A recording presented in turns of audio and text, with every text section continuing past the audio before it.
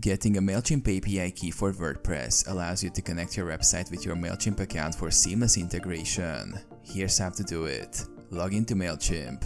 Visit Mailchimp's website and log into your account. Navigate to Account Settings. Click on your profile name or avatar in the lower left corner to open the account menu. Select Account from the drop-down menu.